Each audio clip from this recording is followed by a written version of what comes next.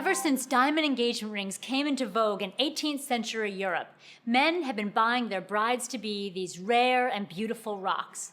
Now, whether you're a guy going the traditional surprise route or a couple shopping together, there's a lot to learn when it comes to buying an engagement ring.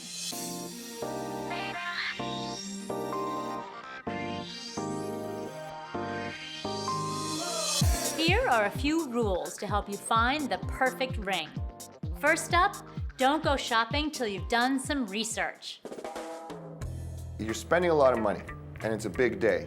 Let's try and make sure we got all the details taken care of before. The most important thing when shopping for any fine jewelry is where to shop, and that should always be at a reputable jeweler. I just went back to my friends and asked them, the ones that had already proposed, who'd you go to? We will literally raise you from no knowledge to the point where you can make a very educated decision. I printed and downloaded stuff from the web and literally read up on it. I started tackling the purchase of the ring by talking to my parents because they were going to help me through the process. Rule number 2, you need to have a sense of her taste and what ring she'd really want to wear. The most important thing that a gentleman needs to know when he's purchasing a ring is really her style, whether she likes something vintage or something contemporary or traditional. I've found that most young women are influenced by what their friends have.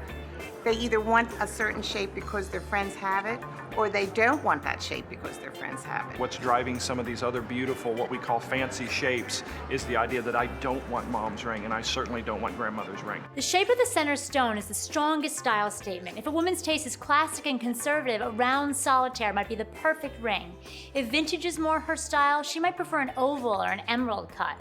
Knowing your shapes is key. There's round, also known as brilliant. Oval, a traditional shape that's a big trend right now. Emerald, it's a quiet, elegant shape. Radiant, a rectangle with a bit more sparkle than an emerald. The princess or square is a new cut, perfect for brides who like clean lines. Marquise, very unique shape, can look larger than it is. And there are some unusual shapes making a big comeback, like Asher and cushion cut. I personally would buy a center stone first, then find the proper mounting for that particular center stone. Pay attention to what kind of woman she is in her lifestyle, her personality, and also in her existing wardrobe. Trying to find out what shape she wants are very important steps.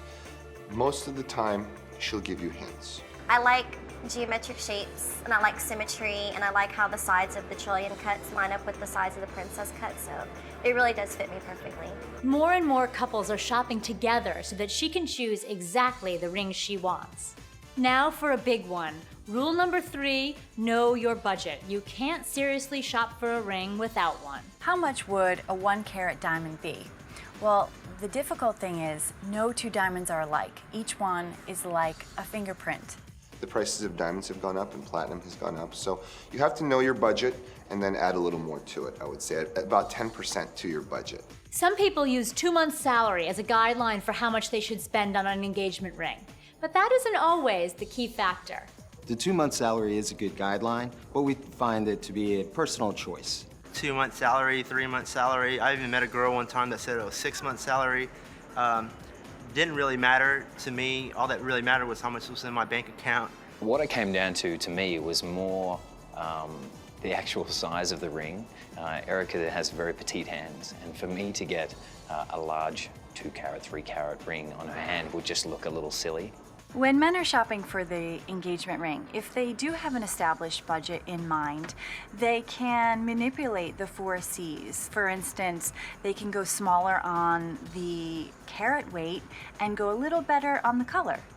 It was my first major piece of jewelry I've ever purchased, and it was a very overwhelming process overall. Purchasing the diamond, purchasing the band, getting the stone to fit the band. There were a lot of different things to think about. They don't realize that when they buy it, but this is truly probably one of the first things they'll invest in that someday they will be leaving to someone.